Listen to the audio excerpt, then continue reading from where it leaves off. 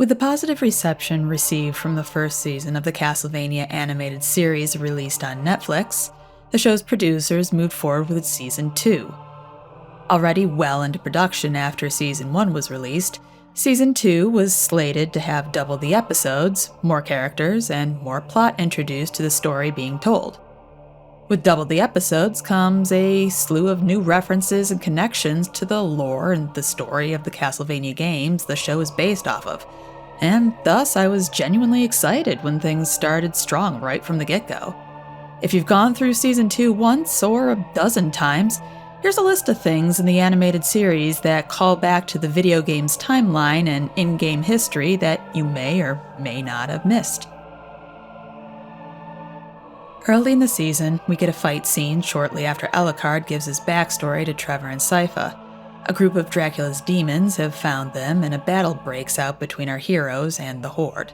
While most of the demons up until this point have been rather generic, there are two in this scene that stand out as unique, and this is on purpose for the fans. The two are Slogra and Gaibon, a pair of bosses that made their first appearance in Super Castlevania 4 during the Endgame Gauntlet and were notable for their difficulty.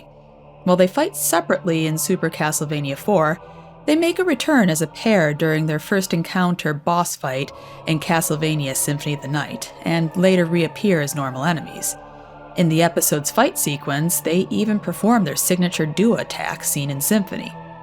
Later in the season, we see other Symphony boss enemies, including Malphus and Minotauros. In the same fight scene in Episode 2, Alucard is seen attacking with a move that allows him to dash attack while leaving a glowing afterimage of himself in the place he once stood. This is an homage to the special attack of the Alucard sword in Castlevania Symphony of the Night, where tapping down to forward an attack will have Alucard teleport dash behind the enemy and deliver a few hard slashes while leaving a glowing outline of himself in the previous spot.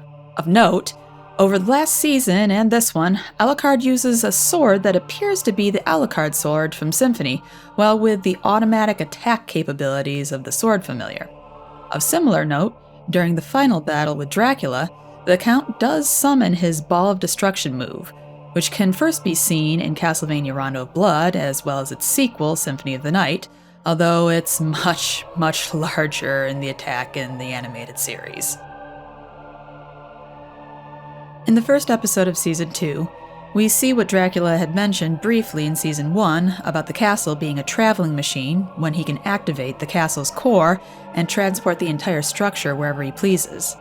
In the games, the castle also seems to not always appear in the same place with each new incarnation, the same as it does not always take the same shape, though it does tend to keep to the same general area at least. The core of the castle's moving structure is an Easter egg, however, as it looks identical to the save room apparatus seen in Symphony of the Night, right down to the way it moves.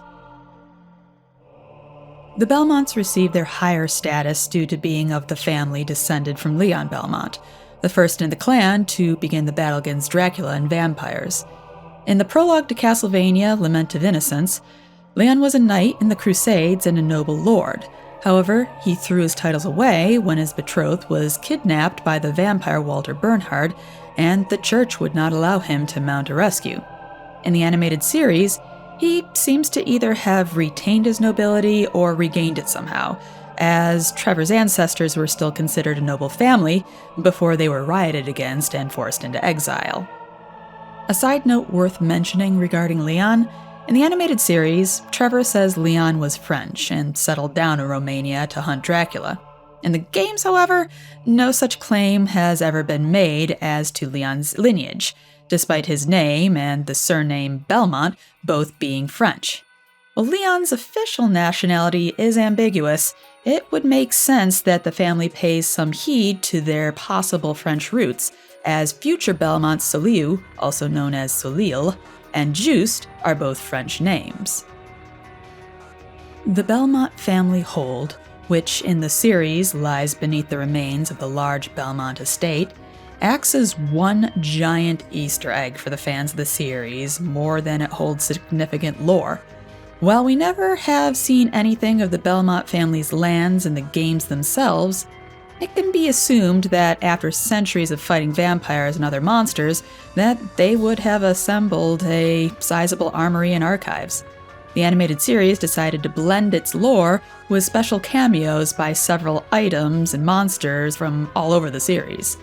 If you have a good eye and fast finger on the pause button, you can see the following. The winged boots from Castlevania Portrait of Ruin, Order of Ecclesia and Harmony of Despair, a bone dragon, which originated in the first Castlevania, various potions from the games, including invincibility jugs, what appears to be the map from Castlevania II, Simon's Quest, the heart brooch item from Castlevania Lament of Innocence, a Medusa head featured in pretty much nearly all Castlevania games, the cross sub-weapon along with the holy water sub-weapon, gold money bags, and a large cabinet featuring monster body parts and numbers that line up with the Master Librarian's enemy list from Castlevania Symphony of the Night. Introduced in Castlevania Curse of Darkness, the two Devil Forge masters, Hector and Isaac, were indeed two of the only humans that Dracula continued to trust after Lisa's death, and indeed were given status in Dracula's army akin to that of the Grim Reaper himself. Likewise, Hector had a rough childhood, being the son of an alchemist whose affiliation with cursed animals led to him being ostracized by his family and community, and pushed him into seeking out Dracula for acceptance of his power and to gain more of it, much like his animated series counterpart. In the games, however, Hector does continue to seek power and is more assertive to the point of finally rebelling against Dracula when he grows disenchanted with his master's cruel slaughter of humans and abandons the fight altogether. Whereas in the animated series, he is more subdued and easily swayed to Carmilla's side and inadvertently betrays Dracula, which he later regrets when he's taken prisoner by the vampiress. Isaac we never hear much of in terms of background. In the games, he is a red-headed Caucasian who respected Hector as a fellow forge master and was even jealous of Dracula's favor of him. Whereas in the animated series, Isaac is a bald man with darker skin and seems aloof in regards to Hector.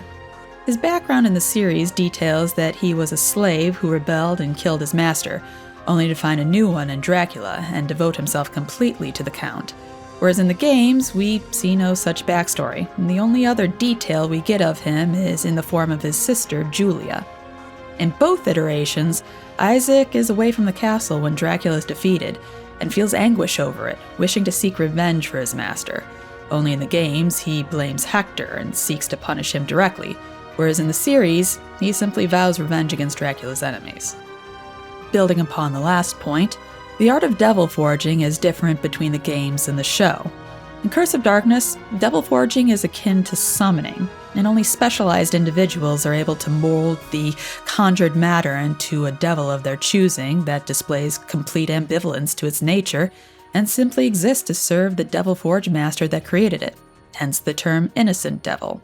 In the animated series, devil forging is much more like necromancy, in that corpses are required for a forge master to resurrect and shape the dead flesh into a new monster completely.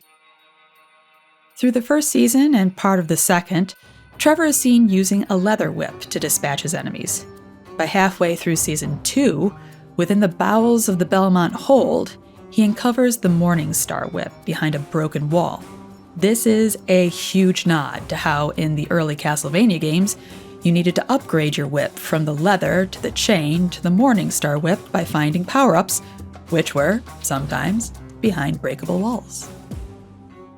So that's the rundown of the standout bits of lore and history that either tie the second season of the animated Castlevania series to its video game progenitor, or clash with it.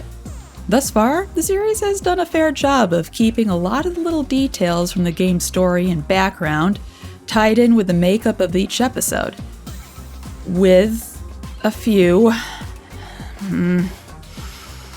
liberties taken. God damn it.